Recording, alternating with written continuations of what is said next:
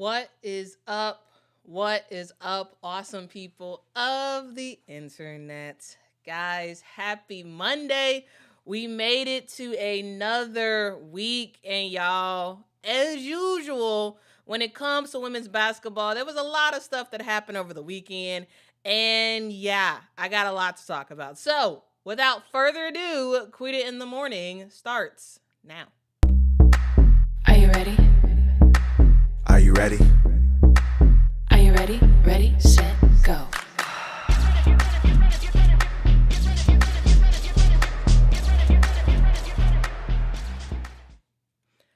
All right.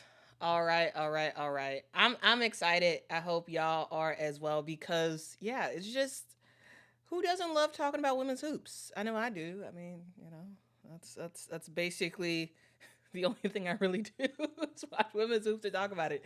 Anyway, let's talk about what happened over the weekend. And I want to start off with a little bit of health news related to South Carolina. So, South Carolina played yesterday, and surprise, they absolutely, positively dominate the competition. But it's not actually about the game itself that I actually want to talk about. I actually want to talk about the players who are out for South Carolina. So South Carolina has been dealing with a limited roster, right? We talked about that coming into the season with Chloe Kitts being out. This team, is down to 10 players, and we talked about how health is actually a huge deal with South Carolina going forward. Now, of course, it didn't matter yesterday because they played against North Carolina Central, which not a good team, and easily South Carolina ended up getting the dub, 106-42. But I want to talk about what's going on, right?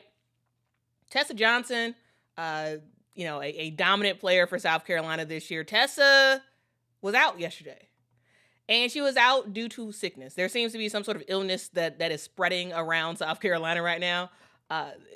It happens. It happens every year with different teams. Like they have bouts of where one player goes down, another player goes down, another player goes down in the middle of a game. You get the picture. And that seems to be what's going on with South Carolina. Tessa Johnson did not play yesterday because she is sick. She's under the weather. And mid-game, we did see Medina go. Medina actually started the game for South Carolina. She came out of the game and didn't play for the rest of the game. Dawn Staley was asked post-game what happened on that front, and it does seem like she also felt under the weather as well. And so, yeah, that's a thing. And then also you got to remember the fact that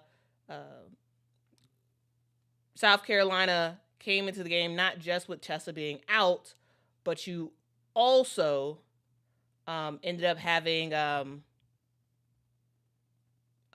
you basically had 8 players to start yesterday's game for South Carolina. And so, yeah, that's a thing. That is absolutely a thing. Because you still have, oh darn, I'm blanking on her name. She is out with concussion protocol right now as well. So, yeah.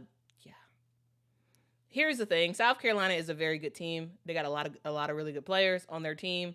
But Makir, there we go. Makir is out. Makir is out with a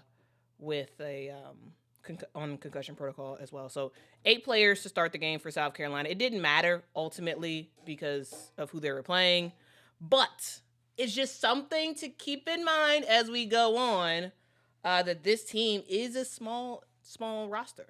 Very, very, very small roster for South Carolina. But just want to say, fantastic game by Tania Latson. I mean, here's the thing. We know Tania Latson is a bucket getter like she was all last season. Before she transferred to South Carolina, right? She spent 3 seasons at Florida State, and she was the end-all, be-all for that team, and she was fantastic. And she goes to South Carolina, smaller role for her for sure. And she's just still fully kind of getting acclimated now. 32 points yesterday. Big game. Again, not the best of competition, but, really good good game for her. Joyce Edwards did her thing as well. She had to be a lot bigger yesterday, and she was. 25 points for her. Raven Johnson, defensively, she was on point, like straight up on point. And ultimately, South Carolina do get the dub. But with illnesses, we'll see what that means. Because, when people get illnesses, like, what is that? Is that the flu? Is that what is that? You know what I'm saying? Like, sometimes an illness you could be fine in 2 days. Sometimes an illness can take you a week or so. And so we'll see ultimately what happens from here. A couple of interesting things to note about South Carolina. They do play Penn State and Florida State, or South Florida, I should say, next. And so in the event that Tessa has to, or Medina have to miss those 2 games, not a big deal. Not a big deal, but just something I wanted to mention. And another thing I want to mention, I just want to give a public shout out to Shay for going 7 months as a member of the channel. Really do appreciate you, Shay, so much for all of your commentary and you just rocking out with us. It really is appreciated. Okay. All right. So yeah, again, shout out to Shay for celebrating 7 months of channel membership. Also, I feel like I've said this before, but like fantastic glasses in your photos. Fantastic glasses, okay? Anyway. Didn't mean to do that. All right, well, let's just move on. Let's move on to talk about the Big Ten, guys, because conference play has officially started for the Big Ten, and it started on Saturday, and I got to say, guys, that the Big Ten is a mixed bag per usual, right? You got the really good games, the really good teams, that are going to make some noise every single time. And then you got the bottom of the barrel teams. And Rutgers, unfortunately for them, looks like they're going to be one of those teams this year. We saw on Saturday, Iowa easily take down Rutgers on the road. Final score 79-36. Here's a thing, guys. Rutgers is just really, really bad. Like, if you want to know how bad Rutgers is, literally, guys, they did not score more than 10 points for the first 3 quarters. The fourth quarter, because basically Iowa knew that they easily won the game and was playing a lot of the bench players. Like, the fourth quarter, we did see Rutgers do something. What they had, I believe, 18 points in the fourth quarter. That was the most points that Rutgers had in that game. Like, they're just bad. And I don't see anything changing for Rutgers this year. They're probably going to be in last place. Probably going to be in last place. And yeah, it just sucks to see someone that bad, right? But it is what it is. What it is. It is what it is. The good thing for that game is we got to see Iowa just continue to do their thing. Here's the deal. When it comes to Iowa, hey, you gotta deal with the bigs in the post. And when I'm talking about bigs, I'm talking about Ava Hayden and Hannah Stokey. Now, Hannah didn't do that. She didn't do much on Saturday, but we did see Ava Hayden do her thing. 17 points for her. Like, she just continues to just be an impressive player. Taylor McCabe had 14 points. We saw Chichat Wright go down and she is in concussion protocol, so that's something to note. She did not play in the second half because she ended up getting hit in the face, and now she is officially in concussion protocol. So we'll see how long she is out, and hopefully, all goes well with that. But yeah, so Chit Chat Wright went down in the first half, got hit in the face. She is out for at least a couple of games, and we'll see what Iowa is able to do in her absence, because she is in my opinion, a pretty critical player for the squad. Also, a fun fact to know about this game against Rutgers: it was Jan Jensen's birthday, so shout out to Jan Jensen for being alive and coaching her team to a epic victory against Rutgers. Again, Rutgers is not going to be good.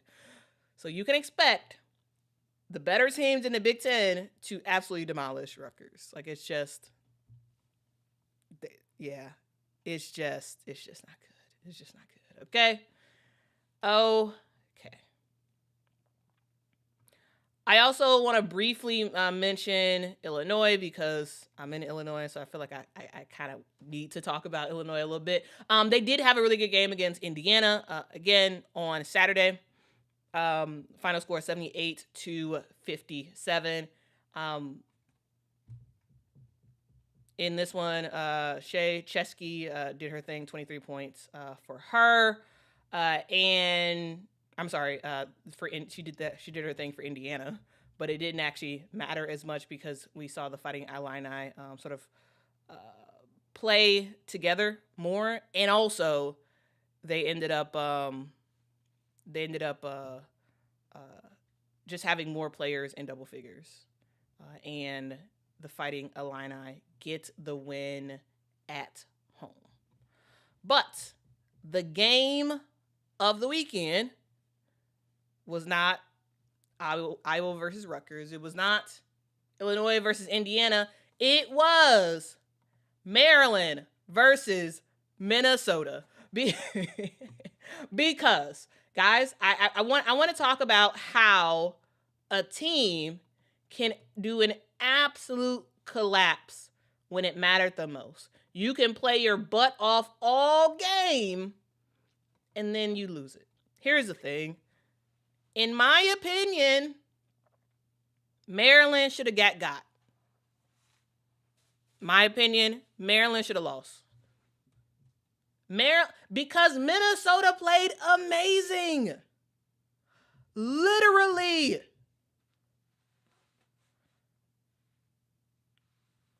Like, fantastic game by Minnesota. I'm talking 12 threes in yesterday's game. I'm talking Grace Grochesky. I always mispronounce people's last names. I gotta do a reminder pronouncer, because I hear it during the game and then I kind of like forget how it's said. Anyway, Grace was epic yesterday for Minnesota. She was on fire. Minnesota was at home. You saw 3 after 3 after 3 after 3 get knocked down. Grace finished the game with 31 points, guys. She was insane with her shots. Absolutely insane. And I gotta say, someone who plays as epic as that, I mean, you kind of want their team to win. And it wasn't like Grace only was doing stuff in the earlier in the game. Nah. In the fourth quarter, didn't she have 2 threes? Right? Overtime, she knocked down a 3. Second overtime, she had a 3. Like, she was throughout. When Minnesota needed a bucket, Grace was the player that they went to. And I gotta say, we go into this one with me thinking that Maryland was going to easily get the win. easily. Not that easily, but like within like 10 points, I thought they were going to win. But you see Minnesota firing on all cylinders. You saw Tori McKinney absolutely doing her big one in this one, right? You see the bench players putting in some huge minutes for the Gophers.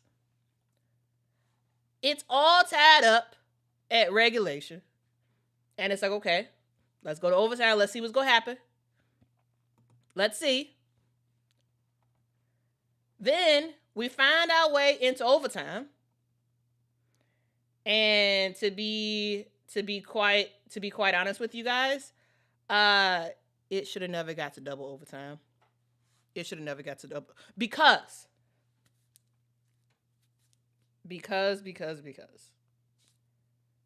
Maryland just continued to battle and come back. They were down. Speaking of battle, my battle. Anyway, Maryland was down by 4 points with 25 seconds left to go in the first overtime. In the first overtime, guys. And they still managed to get the dub thanks to Yarden Garzone. And thanks to a series of dumb inbounding for Minnesota. Dumb inbounding and just dumb. Just dumb. Yarden Garzone makes a fantastic three. And then Minnesota promptly turns over the basketball. You are winning by 2 points. Easy. Inbound turnover. What happens? Yarden Garzone. Easy bucket for the layup. And then Minnesota couldn't make the three. And we go into double overtime. And then in double... See, Mr. President excited too. He excited too. In double overtime, once again, Minnesota has the lead. In double overtime, Minnesota is winning by, 7 points? With a minute left to go. And we proceed to see a game that should have been the Gophers to win. We see them get walked back. And it was just like, dog, what are y'all doing? Come on. Like, guys, again, y'all know, I don't actually care who wins, but it is fun to watch teams get got. It is. It just is. It just is, guys. You are up 9 points. Less than a minute left to go. And what proceeds to happen? Well, turnovers. Again. Again, guys. Turnovers on inbounding. And what does that result into? Maryland coming back.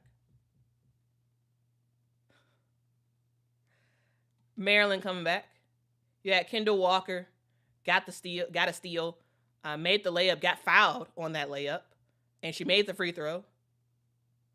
Right? And then another inbound turnover. Alucia Kanoa steals the basketball, makes a layup, and all of a sudden, guys, and she got fouled too. All of a sudden, we go from a 9-point victory. The home crowd is going wild. They're like, oh my God, we're about to beat a ranked team. We're about to beat the number 7 team in the country. And Maryland was like, watch us do this press. We about to turn you over. And that's exactly what they did. Multiple times. turnovers on inbounding, guys.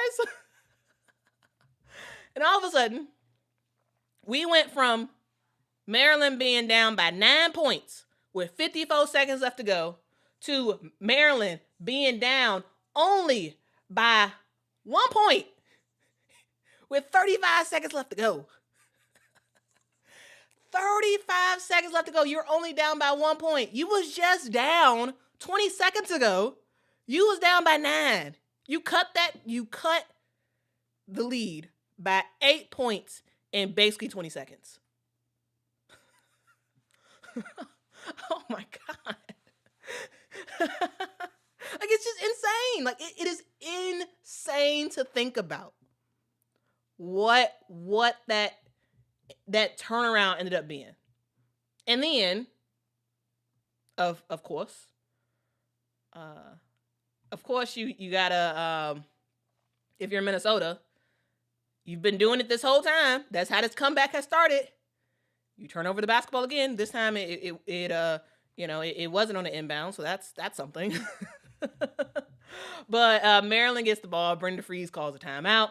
And then we see Sailor Poffenbarger get a fantastic pass by Yarding Garzon. Makes the layup. Boom.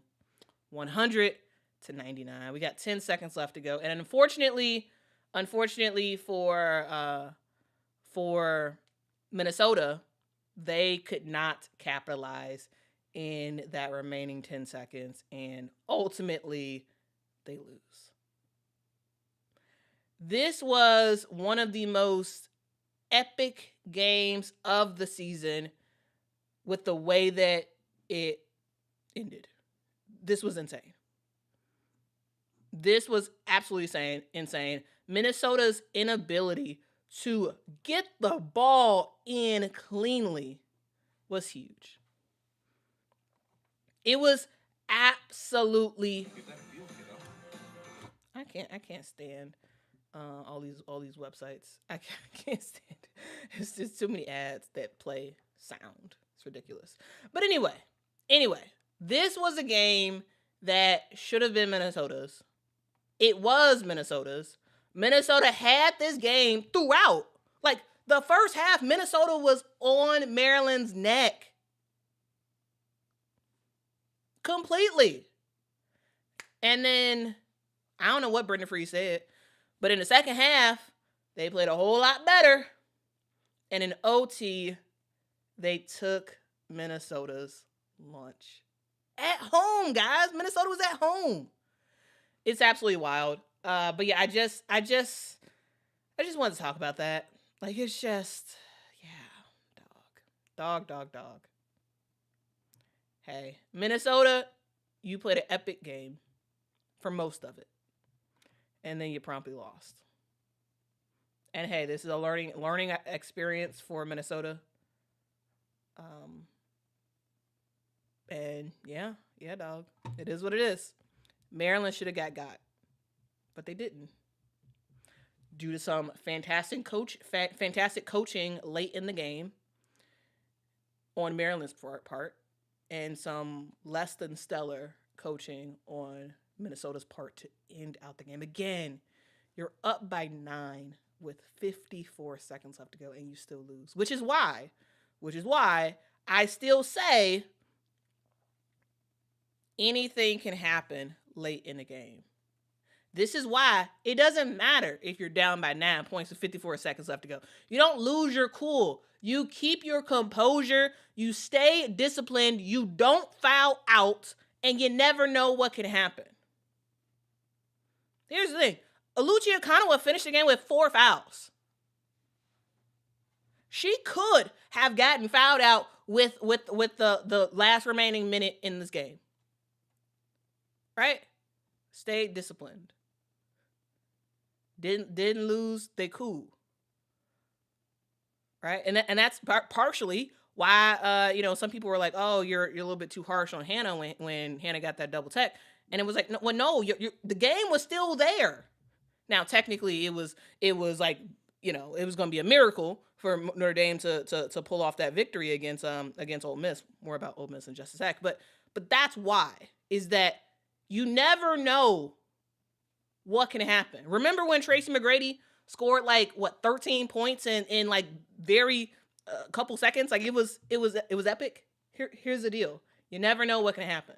You never know. When a game is on the line and you're down to the wire. And so that's why you always got to stay disciplined. Don't do anything stupid. Don't get silly fouls.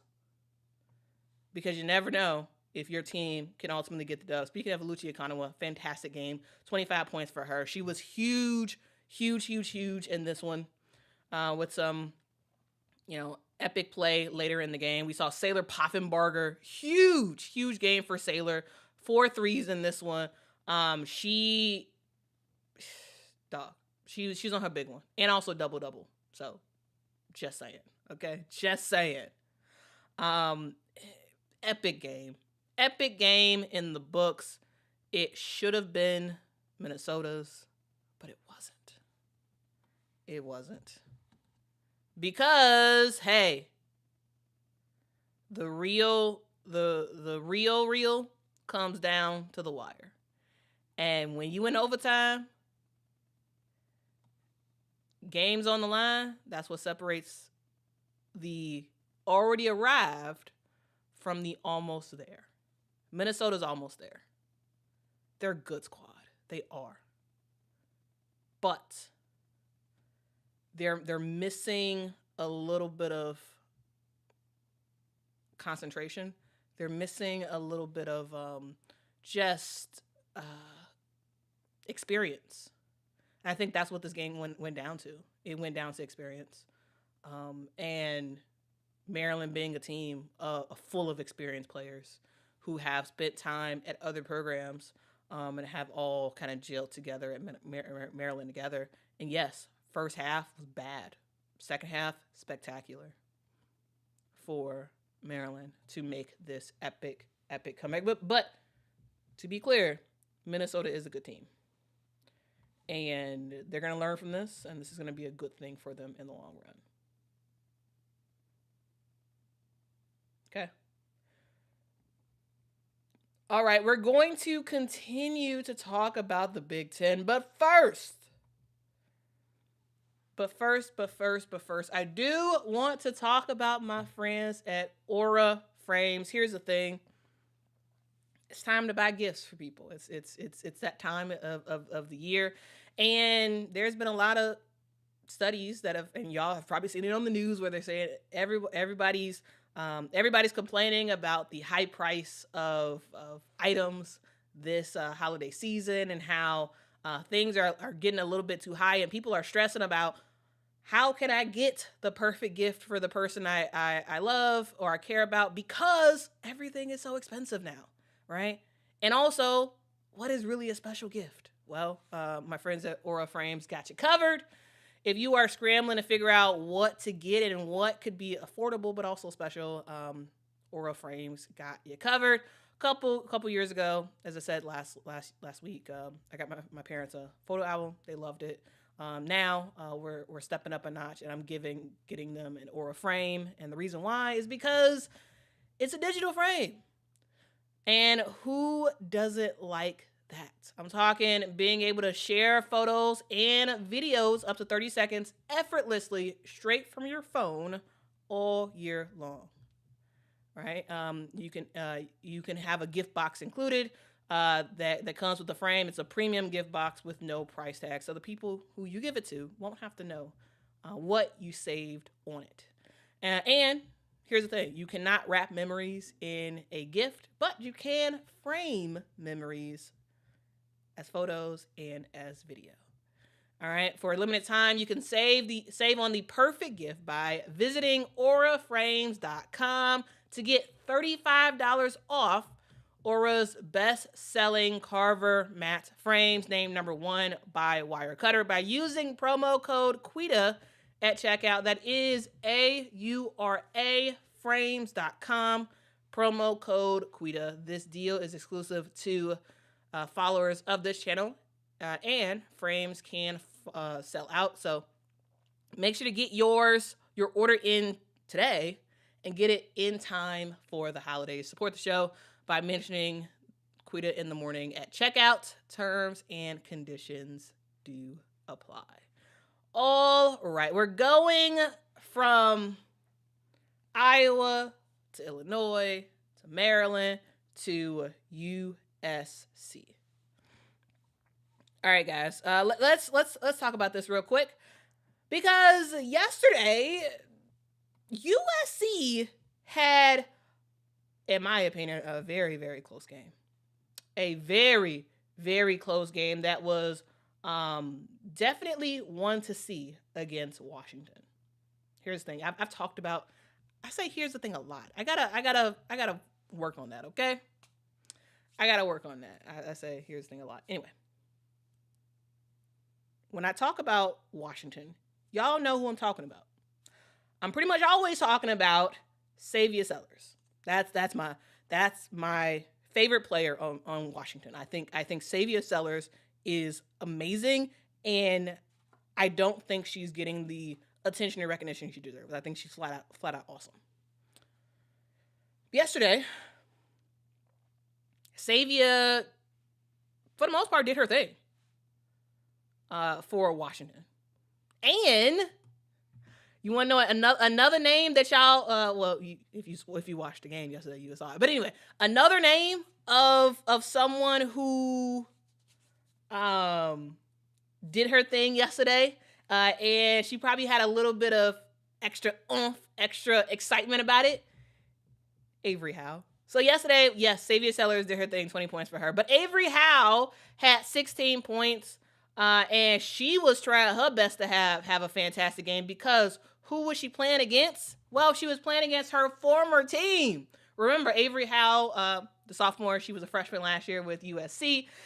She decided to enter the transfer portal to go somewhere where she would likely have a lot more playing time, and she made the right bet going to the University of Washington. She has thrived so far this year.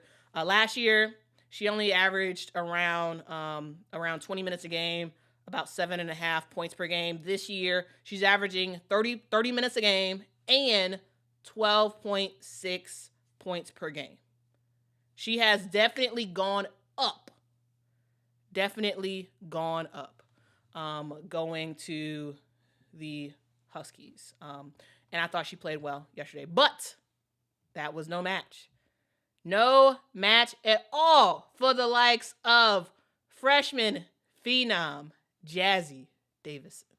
Yeah, Jazzy was Jazzy yesterday. Like she that's exactly what she was. Exactly what she was. She was absolutely fantastic yesterday. 22 points. Big shot Bob in a lot of areas. Double for her, 12 rebounds. And it wasn't just her. I think the difference between Washington and USC yesterday was the way that everybody else played. Now, of course, you're going to have your big stars, right? You're going to have Jazzy getting in the 20-point range. You're going to have same thing for Xavier Sellers, right? You're going to have, you're going to see Avery Howe do her thing as sort of like the second best player, offensive player for the Huskies. And then you're going to see, for USC, you're going to see Kennedy Smith do her thing as well. But I think the difference was the bench. That was the difference in this one.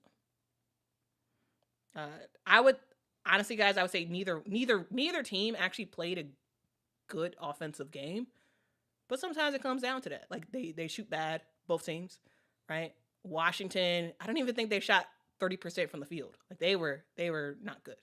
And USC was like 12% from the 3-point line. And so like, if you watch the game, you know that it was not the best game. It wasn't. But it was a battle of the bench.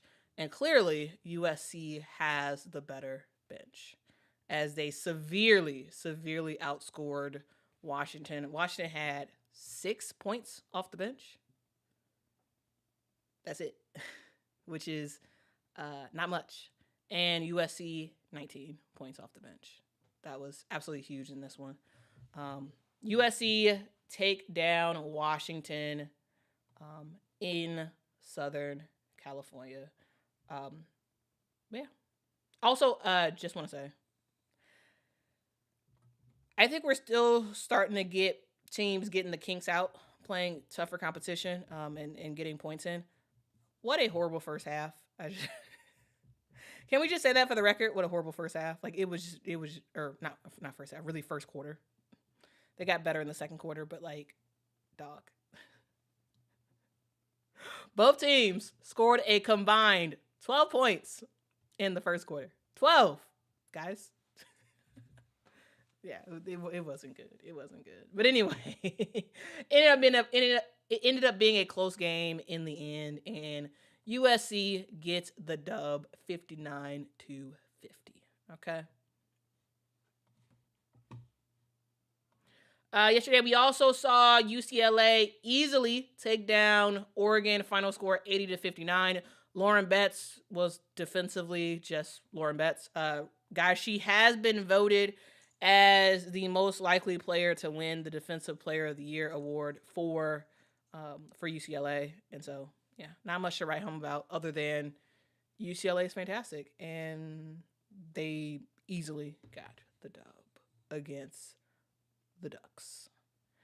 Next up, let's talk Sue Bird.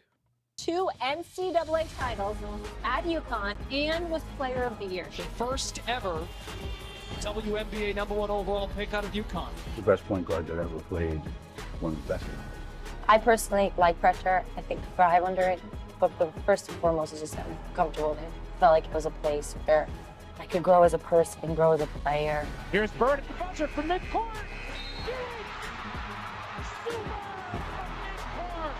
I don't know that anyone ever taught Sue how to be a leader. I just think that's who she is. As a kid, you choose this school, and then they really help you become maybe who you're meant to be, but you need help, and they help you find that greatness.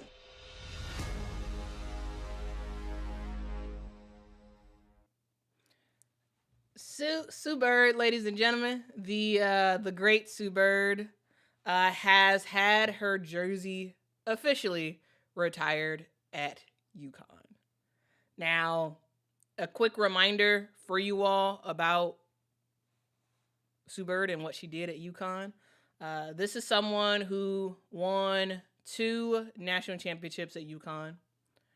She finished her career with 1,378 points, 585 assists, and 240 steals during her college career. A thing to note, though, for the most part, that was 3 years, really, because her freshman year, she didn't even play the full year. She played 8 games, and then she ended up getting hurt with a knee injury, and so she was out. And so she barely played in her freshman year due to injury, and that really was her sophomore, junior, and senior year. This is someone who finished at UConn with a record of 114 wins and 4 losses. 114 wins, 4 losses for Sue Bird as a UConn player. Like when she was on the court, UConn was 114 and 4. Sue Bird was huge for UConn, and her legacy really started to get set then. She ends up getting drafted number 1 to the WNBA. We all know the story. She goes to the Seattle Storm, ends up connecting with Lauren Jackson, and those two win 2 titles.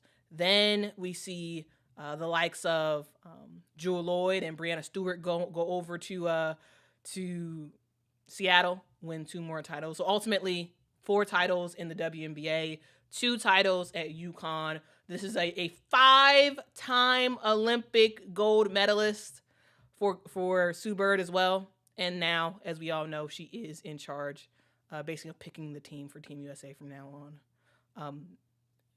Sue Bird is an absolute legend. And it makes sense that her jersey has been retired. Like, I mean, it's one of those things that like you sort of think about it and you're like, what?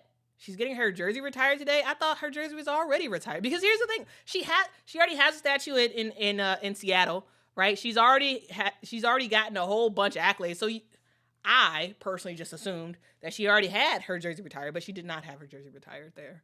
But now she does. So shout out to Sue Bird and just truly the legacy that she has created there. It's kind of wild to just see how many just flat out Mount Rushmore type players have played for UConn. It's just wild, guys. It is just absolutely wild to just think about all the players who have played at UConn. It's kind of ridiculous. Okay. It is kind of ridiculous. But yeah, anyway, also there was also DePaul did play UConn yesterday, and that was pretty embarrassing of a game. Ultimately, final score was 102 UConn, 35 DePaul. Like, it just, dog, it just is what it is. Like, you playing against a juggernaut like UConn on a day that they're retiring one of their greatest players ever. Like, you ain't got no chance, and they didn't have no chance. We saw Kaylee Heckle come off the bench, play really well, 16 points for her. We saw Sarah Strong play strong, even in the limited minutes that she actually played, 20 points for her in 17 minutes. Like, AZ Foot did her thing, knocking down threes, right? 16 points for her. Like, it just, there was nothing you can do. There was absolutely nothing that you could do. And yeah, UConn, once again, gets the dub. Not a surprise at all. But yeah. But yeah. Anyway, I do want to also just go over some other games that happened over the weekend. Just want to keep you all abreast of what's happening in the world of women's basketball. So those are the games that I really paid attention to the ones that I already talked about, and some of the other games that I am aware of, but am not as closely attuned to. We'll go over those real quick.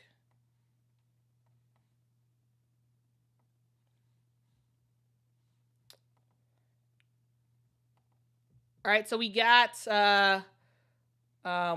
Texas, who easily took down Prairie View 101-42.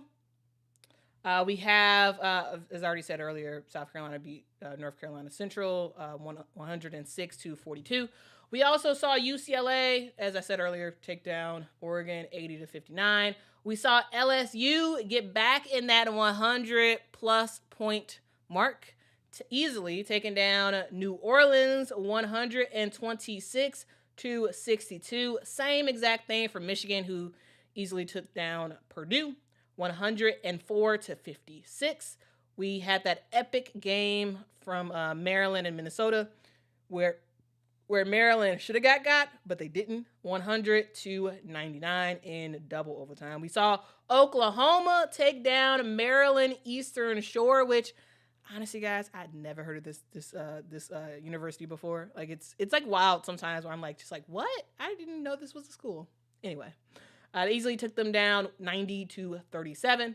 We saw Iowa State take down Northern Illinois 105-57.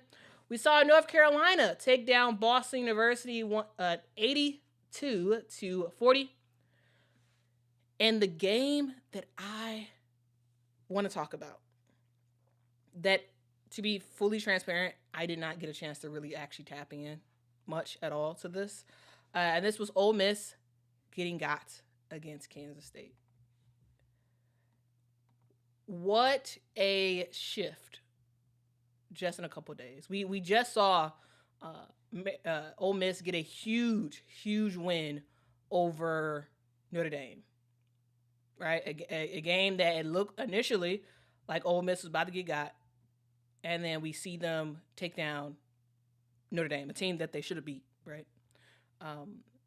And we see them lose against K-State in a epic last-second loss. Gotta say, I'm a little surprised. But I have not had a chance to ingest the entire game, and so not much commentary about that, other than the fact that, you cannot let games like this go, right? You can't. With 1 second left, K-State makes a layup, and they win the game. Ultimately, they win the game. But again, I do have to go back. I do have to go back and actually watch this. But yeah, anybody and everybody can and will get got. And yesterday, Ole Miss got. Okay? We also saw Baylor take down UTSA 73 to 55. We saw, as I already said, USC beat Washington 59-50. We saw Kentucky take down Central Michigan 82-55. We saw Notre Dame take down Florida State 93-58. Wisconsin took down Michigan State, which Michigan State, y'all just got. I did not get the chance to tune into this game, so I gotta go back. I gotta go back and actually see what happened. But fantastic job by Wisconsin to start off Big Ten play strong. 78-64. We saw Louisville take down New Hampshire. It was 94-43. And I should have actually went to this game. I didn't. I should have went in person.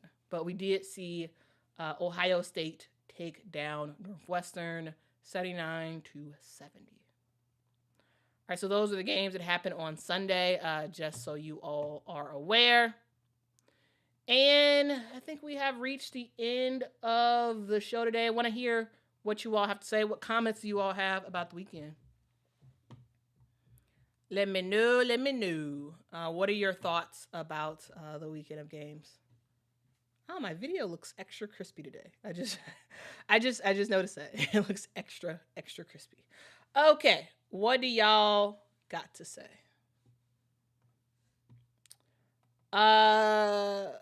The B9 says UConn has high standards. Yeah. I don't know what that's in reference to, but yes.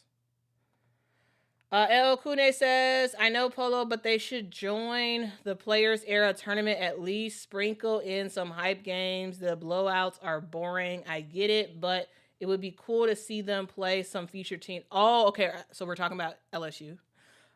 Now I gotta say, El Kune, I agree with you. I do want to see LSU in the Players Era tournament. I do. I love the Players Era tournament this year. I thought it was really great. Now, wasn't as greatly attended as I hoped it would have been, but we saw some epic games besides the games involving Duke. We saw some epic games. Texas versus UCLA, Texas versus South Carolina. It felt in some ways like a Final Four type of atmosphere at the Players Era tournament. And yes, I would love to see LSU in the Players Era tournament. I would absolutely love that. And NIL money, that's something. That's something that I think Players Era is offering more than just about everybody else for those types of things. I would love to see LSU in there. I would love to see UConn in there. I would love to see Ole Miss in there. I want the Players Era tournament to get as big as the men. For the men, they got a boatload of teams. For the women, I want to see more teams. It'd be great if we had up to 8 or 9 teams. right? It'd be cool if we had Ohio State in there, right?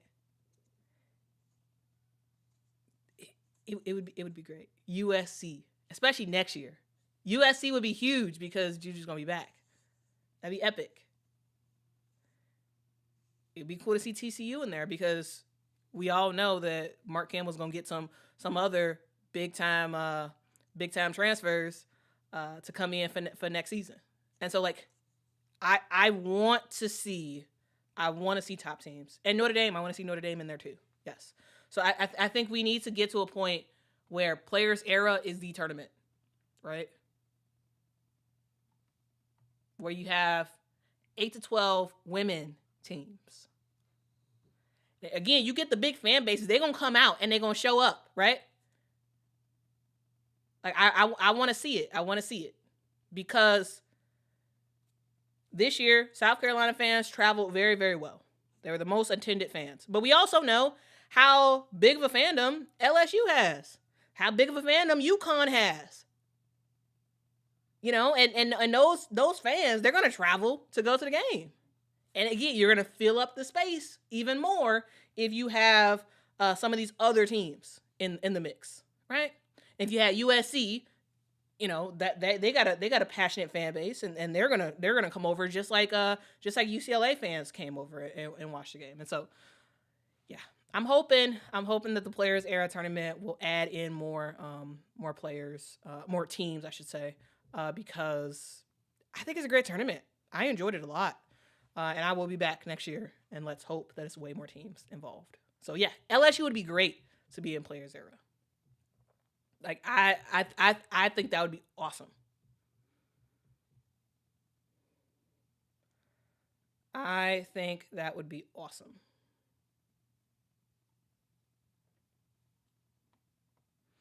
And Polo says, yes, that would be cool if LSU joins the Players Era. I love Vegas, and I would definitely go to that game. Yeah, it'd be fun. It would be really, really, really fun. Again, UCLA, USC, South Carolina, Notre Dame, LSU, Ohio State, like TCU, UConn, like it can be epic. I'm just saying, it could be really, really epic. It could be epic. And so that's my hope. I hope it happens. And then of course Texas got to come back. Texas has to come back. To see what they can do. Iowa State would also be really good. Yeah, Iowa State to see Audie Crooks play in Vegas would be awesome. Yeah, either Iowa State or Iowa. Pick one. I mean, preferably Iowa State. But Iowa would be good too to be in that tournament. Anyway, my point is, it would be epic. Okay? It would be epic. Farrell says LSU and the Huskies should play in the Players Era tournament. Yeah. Give the fans what they want. Okay? And I would like for everybody to be there. El Kude says, okay, now everybody can't go. Everybody can't, but we can get 8 to 12 teams. I think that'd be awesome. If the men can have so many teams, why can't the women? Now, I know this was the women's first year. I know it was their first year, and so, you know, they only had 4 teams. But, like, I want to see the women's side grow fast for this tournament.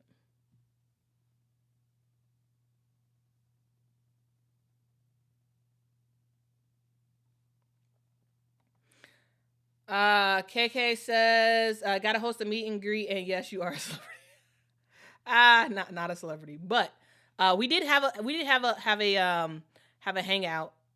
We did have a hangout before the first game started, like a fun, like, everybody, let's just chat about whatever. And so that was really fun. So I did get a chance to meet some awesome people of the internet in real life at the game, and that was really cool. So next year, yes, if you're there, we gotta say hi to each other. We gotta talk a little bit about some women's hoops, okay? We got to talk.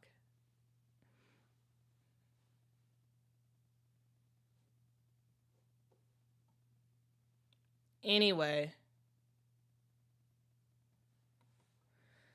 Kentucky Rick says, honorable mention to Kentucky's 82-55 win over Central Michigan. Great third quarter blitz. Compliments to Kenny Brooks' halftime adjustments. Yeah, that's the team I gotta really lock back into Kentucky. I gotta really lock back in. I'll probably do that when SEC play starts.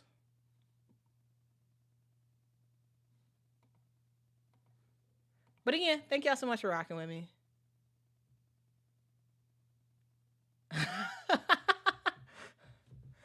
The Bean says many OG UConn fans are old. We've been around for a long time. My knees hurt. That is hilarious. But yes, there's a lot of like OG UConn fans, or like just like a lot of like OG women's basketball fans that are like huge on UConn. Yeah, like I mean, because here's the thing, UConn's been at this for a long time. Like the Gino Auriemma era has lasted for basically forever, and so those fans are there and they're rocking out. Okay. Oh, thank you so much, Tulip.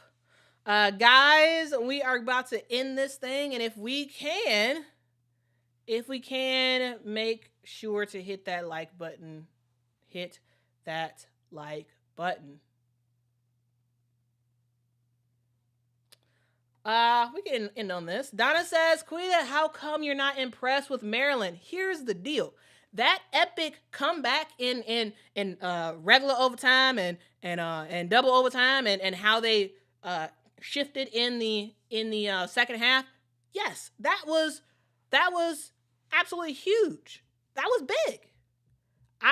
Here's the thing, I'm not taking any of that away from them at all. It was an epic comeback.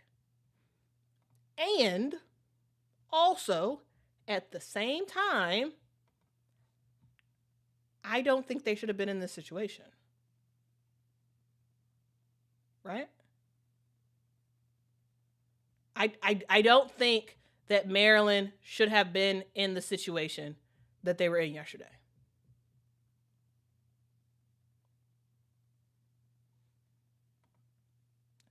They came out of the game flat. And Minnesota was starting to take their lunch money. Brenda Freeze adjusted, like got everybody up for the second half. And yes, they have a fantastic press towards the end of the game, right? Fantastic. It was absolutely huge. Okay? And yeah. And they end up coming back and getting the win. And also a thing to note that I failed to mention, I got to talk about it. Maryland did play yesterday and will play the rest of the season without Kayleen Smikle. Y'all, if y'all remember, I talked about this before, where Kayleen Smikle, she was out to start off the season, and she missed the first couple games to start off the season. Then she came back and she looked good, but she is officially out and down for the count for the rest of the year. This is an absolute huge loss. Absolute huge loss for Maryland, as Kayleen Smikle is now officially out. And so yes, that is something that cannot be ignored at all. This is a huge loss for Maryland, and we'll see how this team sort of adjusts from here. But yeah, a massive loss for this team, because Kayleen Smikle, in a lot of ways, has been just absolutely epic for Maryland. So yes, not having Kayleen is huge. And also, I do think, even without Kayleen, I do think Minnesota did take Maryland's lunch in a lot of ways, and it shouldn't have been as close as it was for Maryland, even though absolutely not having Kayleen Michael is absolutely huge. Here's what she ended up posting on social. This is from Kayleen Michael. Again, probably the best player for, probably most likely. I would argue that she is the best player for, one of the most impactful player for Minnesota. And here's what she said. She says, "Dear Terp Nation, I've been fighting through injury and playing through some pain since preseason. After a lot of prayer and many conversations with my family, coaches, and medical staff, I have decided to undergo knee surgery that will end my season. Even though this injury came unexpectedly and I am now facing surgery, I choose to put my full trust in the God who created me. His word is my medicine, bringing life to my spirit and healing my body. It strengthens me from the inside out and gives my bones new strength. Along with my faith, I'm grateful for the constant support, prayers, and encouragement from my teammates and coaches who remind me every day that I am not walking through this alone. I also want to thank the fans and my supporters, those that have been and continue to be there for me through my peaks and valleys. I truly believe God's word is working for me even now, guiding my recovery and restoring my faith with every step." Then she leaves with John 16:33. "I have said these things to you, that in me you may have peace. In the world you will have tribulation, but take heart, I have overcome the world." This is not goodbye. See you next season. That is what Kayleen Michael ended up posting on social. Here's the thing. This is a big loss to Maryland. And I think as we go into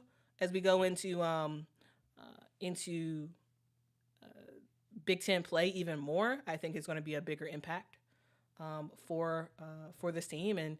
And again, I don't think they should have. It should have been that close of a game with Minnesota. But going forward, not having Kayleen Michael is huge. Absolutely huge. Okay. Absolutely huge. And so absolutely praying for Kayleen that her surgery is successful. And then that the doctors take care of whatever they need to take care of. And also that her mind is clear as she goes through this process. 'Cause I assume that it's probably I haven't had surgery, and so I don't know.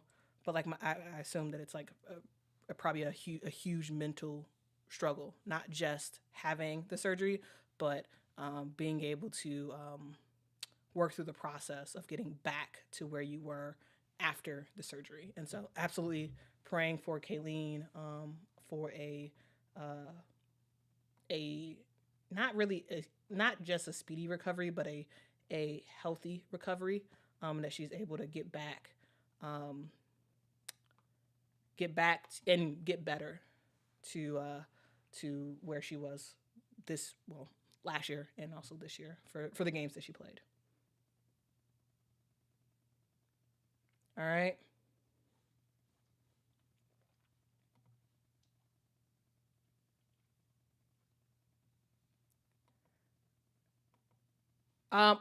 Yes, good point. I meant to talk about Southern, but I'm so happy, D. I'm so happy you sent you sent this message, because yes, I got to talk about it. We've talked about last week. I ended up doing like a pretty lengthy segment about Southern and about how they are just absolutely putting on a show in women's college basketball, how there are playing teams that is just to a different level. Anyway, here's the thing. A quick recap of what we talked about last week. Southern is 3-5 on the season. And if you look at their 5 losses on the season, and you want to talk about who they've played, they played Iowa. They played Iowa State. They played Ole Miss. They played UCLA. They played Washington. This is a team that has played some of the toughest teams in women's college basketball. Yes, they are making money as a team playing these tougher competition schools, but that they've used that to really get ready into the season. They end up upsetting Arizona last week. And over the weekend, they took down Houston in back-to-back upsets. I got to tell you, Southern is going to be a team that will make it to the NCAA tournament again. They're going to be in the tournament again. We've seen them in the tournament in years past because they're a good team, and they are a disciplined team, and they are a team that, hey, you never know what can happen. So shout out to Southern for getting the dub, and we'll see how things kind of shift from here on out. They do play Baylor and SMU coming up, and I got to tell you, I don't think they're going to beat Baylor, but SMU, Southern's probably going to beat them, and they're going to have another upset of the year. Like it's just about to be wild. I love it. Shout out to Southern, okay? Shout out to Southern. I love to see it. I love to see it. Again, they took down Houston yesterday 70-62. All right, we've been going for a long time, so let's end it here. Thank y'all so much for rocking with me. Hit that like, hit that subscribe. Tell a neighbor, tell a friend that Quita Loves Sports is on the internet every single morning talking about women's hoops. All right, see y'all in the next one. Until next time, guys. So long. Are you ready?